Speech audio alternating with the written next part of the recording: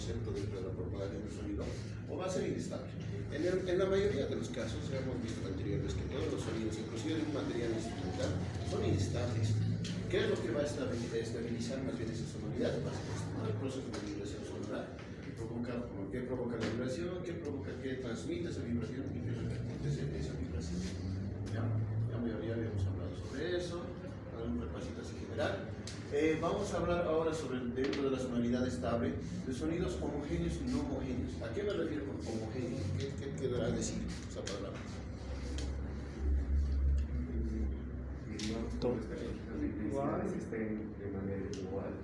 Todos iguales. Y paralelo. Ok, sí, tiene que ver con, ¿se acuerdan con el, que es con la propagación de armónicos? Cuando hablamos de homogeneidad, básicamente estamos hablando de esto. Armónicos y subarmónicos, básicamente del espectro sonoro. ¿Ya? Cuando nuestro espectro sonoro tiene una estabilidad dentro de su repercusión, o sea, dentro de su tipo de transmisión sonora, o sea, es estable o está bien definido, como hemos visto el alma, digamos, dentro de los violines, ese palito, ¿no ve?, que transmite. Sí. Si ese es macizo, si digamos es denso ese material que está transmitiendo, por lo tanto vamos a tener una sonoridad homogénea, estable, ¿ya? Estabilizador. Pero si no hay ese elemento, por ejemplo, a ver, ¿qué materiales instrumentales no contienen ese estabilizador? De la orquesta sinfónica. A veces los bronces. Los bronces, los pistones hacen que sean más homogéneos. Claro, los pistones y yo creo no sé si sería la afinación de los mismos bronces. A veces por el batimento que se genera a la hora de querer trabajar. Ok. A ver, algo. En los bronces, por ejemplo, la sonoridad es bien estable. Ya todo, su sistema es bien estabilizado. Pero lo interesante es que, por ejemplo, en la trompeta tenemos distintos tipos de sordinas. ¿Qué es lo que hace la sordina? A ver, pónganse, a ver, voy a dibujar aquí como lo hago ahí. Pónganse aquí 20, digamos, hertz, ¿no? 200, 500, 1000, 3000, 5, etcétera, 10, todo. Por ejemplo, en los bronces, por ejemplo, tenemos una escalada así, ¿no? Es interesante esto. Y acá, por ejemplo, va un poquito más sobre los 20, digamos, 20.000 kilohercios. Entonces, por ejemplo, cuando tengamos una sonoridad estable o estabilizadora, normalmente hay una curva de resonancia, ¿no? Hay una curva de resonancia que está bien completa dentro del espectro. O van a haber ciertos picos como estos, por ejemplo, ¿no?, que van a sobresalir y van a marcar, por ejemplo, el color del material instrumental, ¿no? Esto es lo que escuchamos como un fake, pero bueno. Entonces, cuando es homogéneo el sonido, vamos a tener los armónicos, por ejemplo, digamos suena en 500, en 1000 vamos a tener una reproducción, ¿no?, maciza, y en los siguientes también, ¿no?, logarítmicamente van a ir ascendiendo. O sea, de 500 al doble de 1000, de 1000 al doble a 2000, por ejemplo, 5000, van a haber picos que van a resaltar. En los bronces, cualquier material instrumental sucede eso, ¿no? Lo que equipara a algo que no sea homogéneo, más bien vamos a tener numeraciones acá que van a ser impares, ¿no? Dentro de los armónicos que están propagando, van a ser impares. Por lo tanto, van a abrir la puerta del ruido mucho más en estos materiales. ¿Qué es lo que hace la sordina? Anula ciertos picos. Va a anular ciertos picos, va a anular ciertas sonoridades. Está tapando, está creando un sonido que no es homogéneo, básicamente, sino que está marcando. También lo que está haciendo es crear evitar este armónico, evitar estos armónicos y simplemente dejar a los armónicos resonar. Eso vendría a ser un sonido que no es homogéneo. Por ejemplo, en un charango pasa mucho eso. El hecho de las dobles cuerdas, por ejemplo, hace que la puerta de ruido se abra mucho más, por lo tanto genere ese tipo de sonoridad particular dentro del instrumento. No solamente es, como se dice, no solamente es la caja de resonancia ni nada, sino que al tener una doble cuerda en los mandolines, por ejemplo, en los bandurrios, etcétera, materiales instrumentales de esa forma, inclusive en las guitarras de 12 cuerdas, siempre vamos a generar una sonoridad que no es homogénea. Ahora, tendríamos que ver, hacer un análisis respecto a algo un poquito más complejo en ese sentido, ¿no? Hay que trabajar con espectros, no hay de otra. Ahora, lo interesante es que hay distintos tipos de analizadores de espectro, ¿ya? Hay uno es así, ¿no? De las computadoras, qué sé yo, ¿cómo se llama? Los ecualizadores, por ejemplo, comunes y corrientes dentro de nuestros gramos. Pero entonces, hay unos. Hay otro que es por colores, ¿ya? Hay otro que está así, se va despintando así por arriba, es como si le sacaran una foto así despintada a toda la sonoridad. Eso es muy interesante, porque a eso miden, además digamos de esto de los hercios, miden la fuerza de cada uno de esos colores, o sea, por colores más brillantes, qué sé yo, pónganse que aquí hay un rojito, aquí hay un rojito. Estos rojitos son los que van a dar el color al material instrumental. Ahora, lo interesante de todo esto, de este tipo de analizadores, que si digamos hay algún sonido que no nos agrada, no nos gusta, tranquilamente nosotros lo podemos borrar y generar otro tipo de sonoridad homogénea. Entonces, si digamos pintamos esto y le pintamos otro colorcito acá, digamos, hacemos que se pinte de otra manera, no sé, acá, podemos acercar esta sonoridad hacia un violín, hacia un timbre mucho más homogéneo, por así mencionarlo. O sea, podemos manipular esto. Es bien interesante eso, lo que está pasando hoy en día.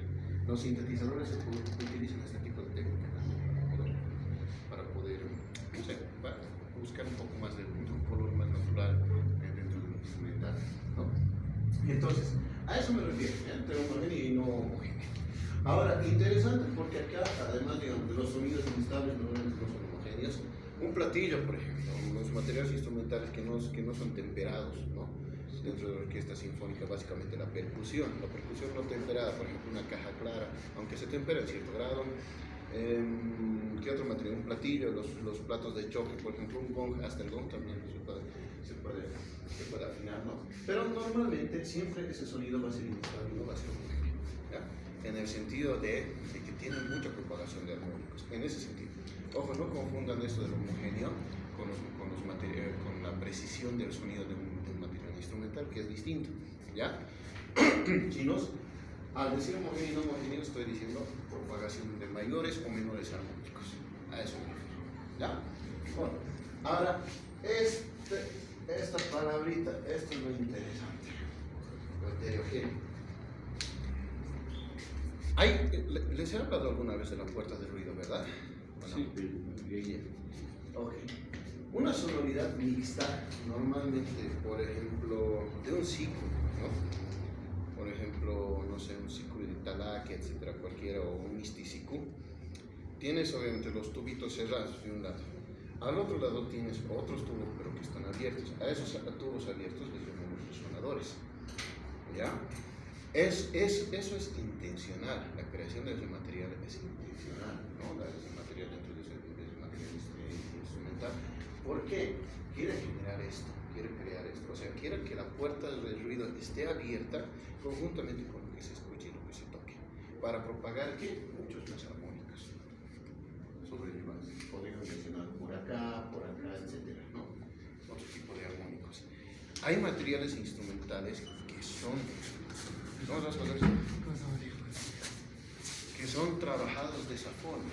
Por ejemplo, en las guitarras eléctricas, cuando tenemos un overdrive o un distorsionador de la sonoridad, ¿qué es lo que hace el distorsionador? Aumenta la ganancia. Ya, Más sensible. ya, ¿qué más? Ok, aumenta la ganancia. Comprime un poco. Comprime también, ¿no? Abre la puerta de ruido, bitter, se la llaman, etcétera, ¿no? ¿Por qué? ¿Por qué hace eso? Para generar ese tipo de crujido, ese tipo de armónicos que puedan ser sobrellevados en otro nivel. No está rompiendo la bocina ni nada por el estilo, los overdrives en ese sentido son bien controlados, ¿ya? En las guitarras electrónicas pasa eso. Por ejemplo, el wah-wah, ¿qué está haciendo? Sí, eso. ¿Cómo creen que esa sonoridad se logra del wah-wah? O sea, bueno, en el overdrive o en la distorsión, distorsiona la sonoridad, ¿no? Por eso le llaman distorsionador, ¿no? Aumenta la ganancia y abre la puerta del ruido para generar ese crujido, ¿no? En el wah-wah, ¿qué pasa?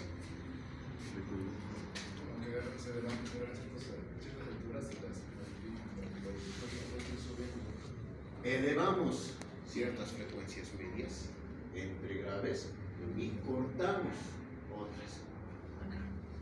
Lo que normalmente, por ejemplo, no sé, en algunos ecualizados han debido ver esto, ¿no? Cortamos agudos y cortamos graves y hacemos que más bien este armónico que sobresalga, ¿no? Más o menos 500 a 1000. Entonces, esto es lo que nos interesa. Mientras los graves son cortados y los agudos. Claro, ¿no? Corte de agudos, high pass porque no, pass. Sí, fácil. Low, graves, corte de graves. Entonces, eso es lo que estamos creando ese tipo de cortes. Ahora, lo interesante es que cuando hables, por ejemplo, creas esa dimensionalidad acá, ¿no? Ese espacio. Va subiendo cada vez que presiones, no simplemente es sonoridad así más inestable, ¿no? Sino es que tú lo controlas. Para cigarro, no sé qué huele chévere.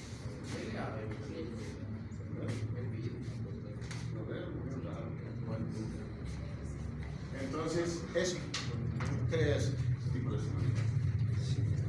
Miren, hoy en la actualidad el sonido heterogéneo es bien importante. Los sintetizadores utilizan eso. Tenemos distintos controladores dentro de, por ejemplo, por eso, a ver, es bien chistoso porque tenemos al pianito, tenemos esto ¿qué será? ¿Es una clavinova o es un controlador?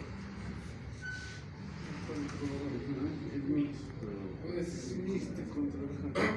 Es un sample. ¿Ya? O sea, lo podemos llamar clavinova, digamos, ¿no? Pero es básicamente un teclado, ¿no? ¿Qué diferencia al teclado, al controlador y al controlador MIDI? ¿Cuál es la diferencia? Y a la clavinova, por ejemplo. ¿Se han puesto a pensar? La clavinova, en lo que yo puedo decir es que es un gran banco de samples, ¿no? En base a las intensidades de la tecla. Ya netamente es. Sí, básicamente la clavinova es un sampleador dedicado, ¿no? De piano, de clavecín y de órgano, no sé, ¿no? Bien específico. Y sobre eso nos trabaja, ¿no? Sobre esas sonoridades. Un teclado, básicamente tenemos varios otros tipos de funciones, ¿no? El estilo, voces, sonidos, etcétera, ¿no? Otro tipo de moduladores. Un controlador, ¿qué es lo que hace? Pero es manda señal, manda código. Exacto, ¿no? Si se han dado cuenta, el controlador solamente es esto. Sí. Son las teclas y unas perillitas más que tienen, ¿no? Esas perillitas son la clave, ¿ya? Un buen controlador, tenemos varias perillitas, ¿para qué? Justamente para evitar esto. Eso es lo que hace. Estamos generando una sonoridad mixta heterogénea. Eso es lo que cree, eso es lo que buscamos. Porque esas perillitas se va a dar el comando a la computadora, etcétera. Sí o sí necesitamos de un sampler o algo, conectar a una computadora para que suene. Y esas perillitas se van a inmediatamente conectar con el dispositivo y mientras va subiendo van a ver en su computadora que esa perillita igual está subiendo así, ese perillito virtual. Entonces es lo que se hace, por eso se le llama computadora a ellos. No tiene una sonoridad guardada, no tiene un sonido guardado, teclado, nada. Simplemente es un controlador de efectos, etcétera, ¿no? Más o menos como lo que pasa si se han dado cuenta, los órganos no tienen sensibilidad de las teclas, no son pesadas además. Los órganos simplemente son teclas así sueltas, ligeras, son teclas ligeras nada más. La sonoridad ya está predeterminada dentro de. Y lo que nosotros hacemos más bien justamente en la computadora es lo que editamos, ¿no? Es un piano, un teclado, el teclado tiene sensibilidad, ¿no? Sí o sí, mientras más fuerte, etcétera. Entonces, eso más o menos es la idea. ¿Qué otro sonido, por ejemplo, podría ser heterogéneo dentro de nuestros materiales instrumentales conocidos, acústicos?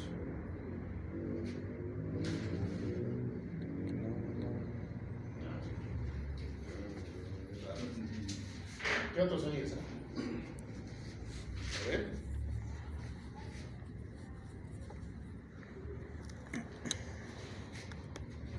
Heterogéneo. No sé, sea acústico tal vez el arpa, porque tocas un par de minutos. El arpa, ya, interesante, porque tienes una caja de resonancia, tienes las cuerdas tensionadas y tienes un mástil que está elevando todas esas cuerdas, ¿no? Imagínense por dónde pasa eso, ¿no? Pasa por el mástil, el resonador, ¿no? El que transmite y el que repercute básicamente la caja. Y la caja de resonancia, ¿no? Dentro de un arpa es igual trabajado con un tipo de material bastante especial, ¿no? Puede ser una madera maciza, una madera que tenga una durabilidad bastante fuerte y tenga una densidad bastante potente.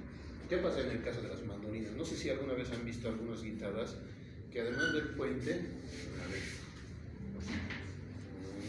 ahí no sé, pero bueno, normalmente las cuerdas llegan a este lado, ¿no? Donde tocamos, ¿no? Ahora, hay otras que están un poco elevadas y las cuerdas llegan hasta el fondo. No sé si se dan cuenta. Sí. ¿Por qué? Más tensión. ¿Qué más? Ahí la verdad, las mandolinas ahí atrás tienen. Claro, tienen como una solapa que agarra, ¿no? Sí, Todas las más cuerdas. sí, porque. ¿Cuál es la función? No solamente es estética, ¿no? Si se han dado cuenta, las guitarras tradicionales normal no tienen eso, pero las guitarras de jazz tienen mucho eso. ¿No? ¿Por qué?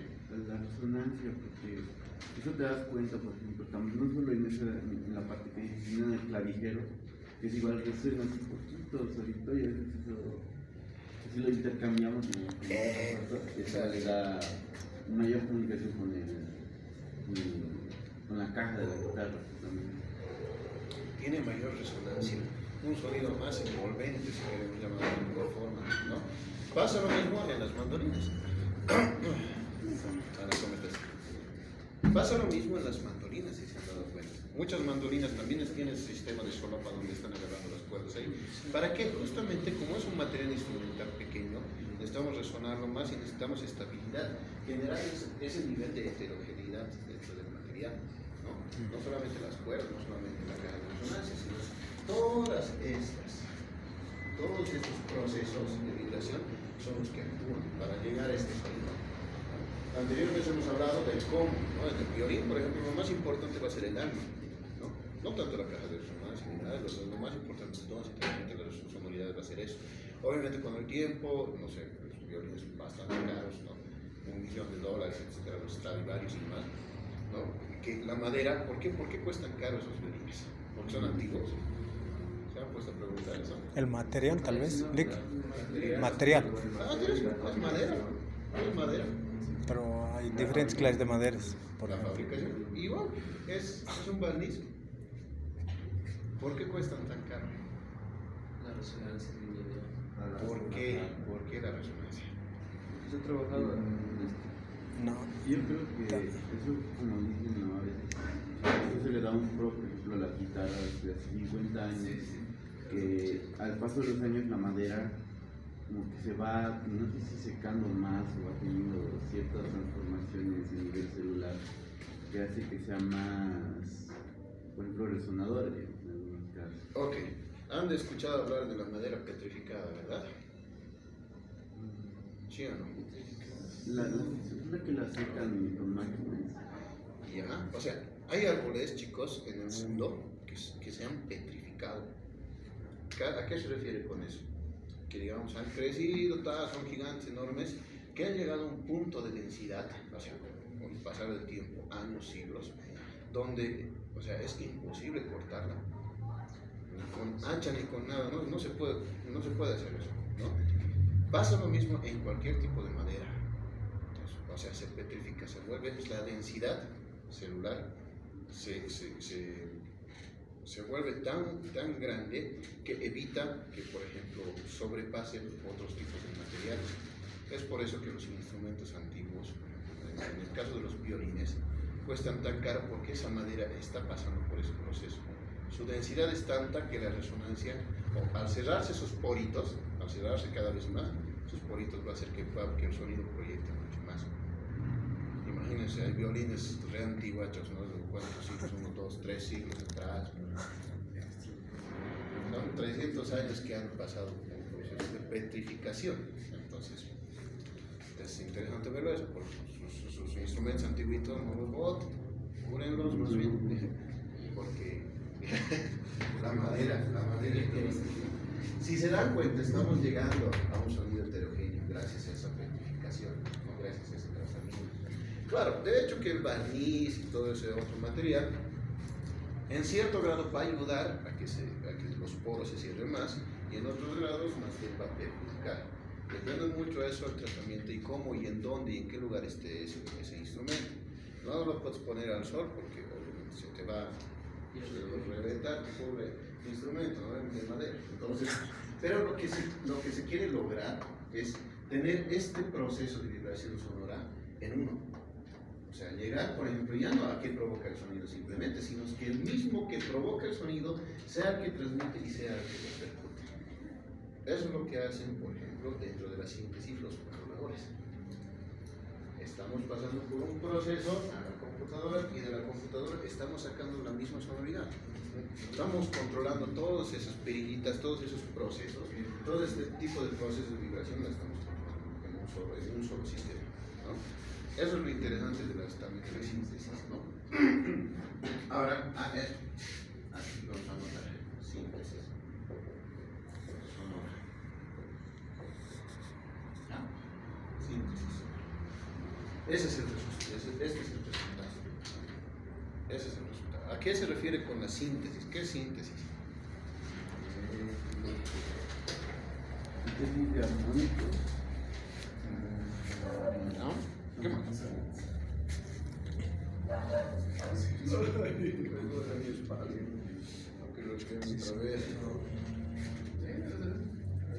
¿Qué es síntesis, chicos? ¿Qué más? Aquí tengo que es lo que describe los conceptos principales de lo que queremos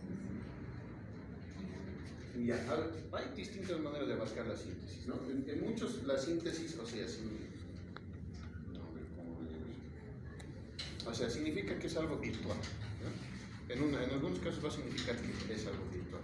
Para nosotros lo podemos entender como si fuese esa fragmentación tan grande que tenemos para entender, digamos, este tipo de concepto, lo tenemos en un solo lugarcito y bien específico.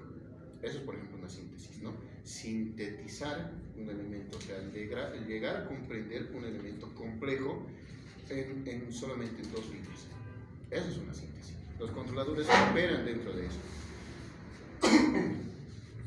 Los pedales, etcétera, operan dentro de ese tipo de manipulación tímbrica.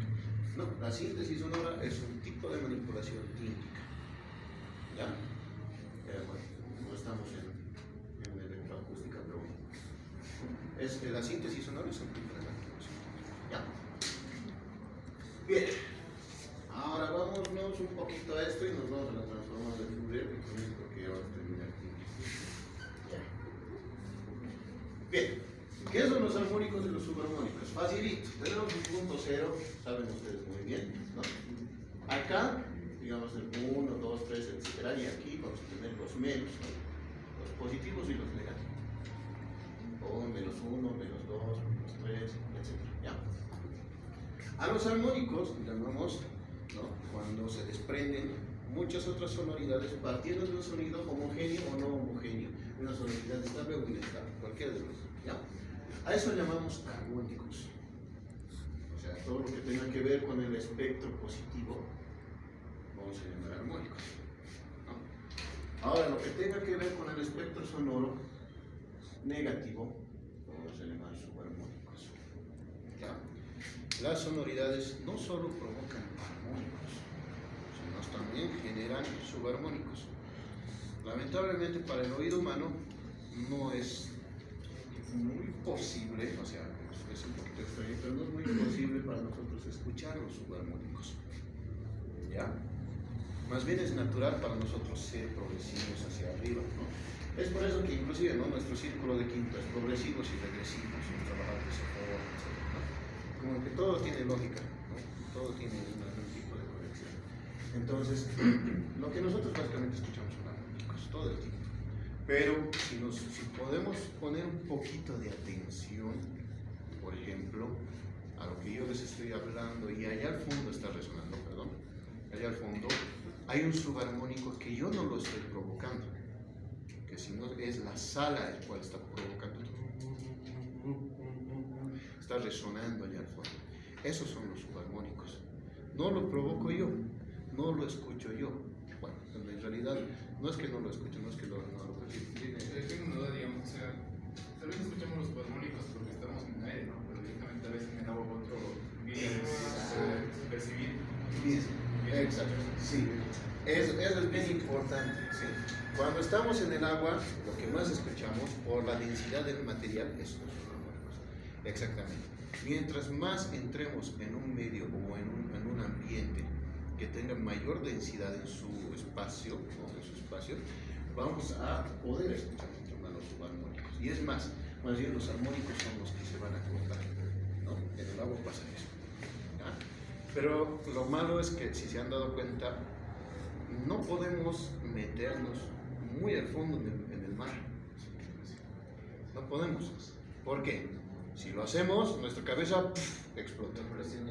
La presión por la densidad del material. Por lo tanto, nuestra corporalidad, nosotros no estamos diseñados, ¿no?, para escuchar esto en plenitud, ¿no? En la anterior vez habíamos hablado un poquito de esto. Los animales más grandes, ¿no?, los hipopótamos, los elefantes, escuchan esto, ¿no? Escuchan los subarmónicos, ¿no? Y es más la ballena, ¿no? Animales sumamente gigantes. ¿Ya? Entonces, siempre la sonoridad no solo va a contener armónicos, sino también subarmónicos. Siempre, es normal, es natural. Exceptuando qué materiales no van a contener, porque, bueno, también contienen, pero si es que nosotros desearíamos de hacer un corte de graves, un low cut, dependiendo del tipo de síntesis sonora, vamos a evitar tener, por ejemplo, subarmónicos, etcétera, etcétera, etcétera. Ya, eso. Ahora, ¿esto cómo nos sirve para analizar? ¿No? ¿Se han preguntado? ¿Cómo podríamos, o sea, entendiendo esto, cómo podríamos ir a analizar una obra? Los más típicos. A los conceptos de empaste, de juxtaposiciones, etcétera, etcétera, etcétera. Ustedes ya los conocen muy bien. Nos va a ayudar a determinar, ¿no?, cuáles son, inclusive, a ver, pónganse ahora a escuchar, entendiendo esto, una pieza. Van a no dilucidar, creo que les va a ayudar a comprender y subdividir qué sonidos son homogéneos, qué sonidos no son homogéneos, ¿no? Y cómo contribuye cada uno de estos sonidos para la construcción de una obra musical. ¿Qué sonidos tienen una síntesis sonora, ¿no?, y qué sonidos son reales? ¿Qué sonidos han sido procesados y qué sonidos no han sido procesados?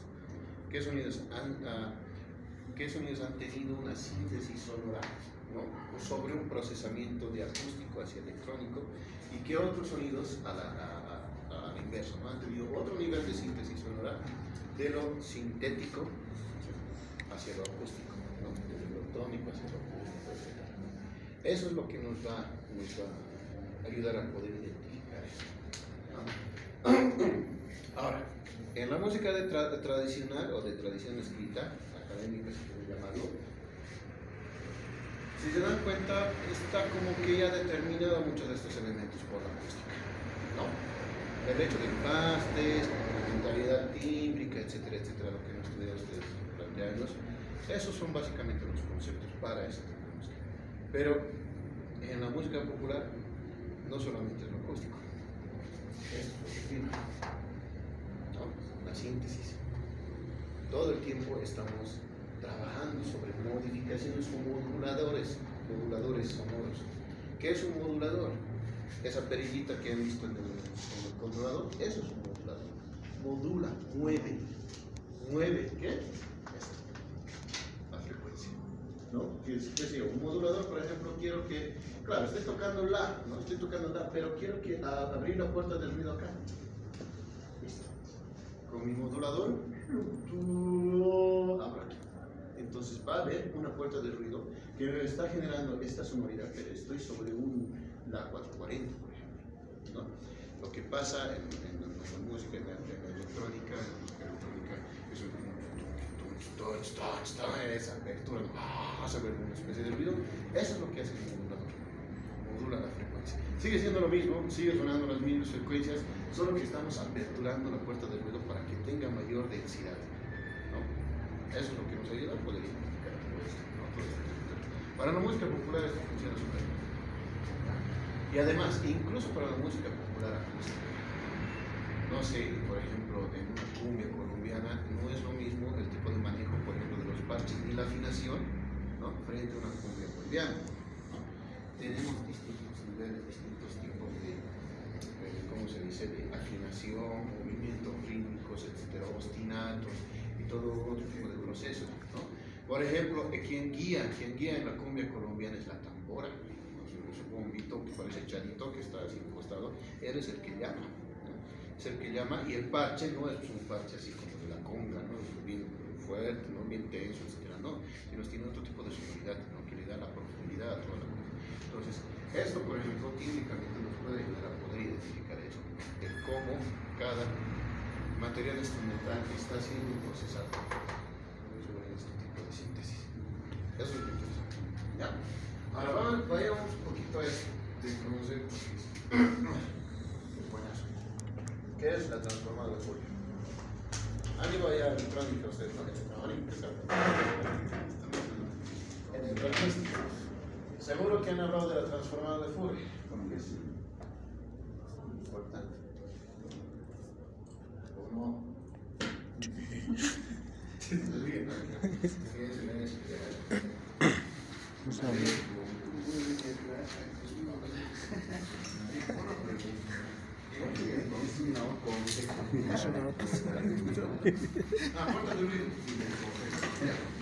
La puerta de ruido es cuando nosotros, a ver, de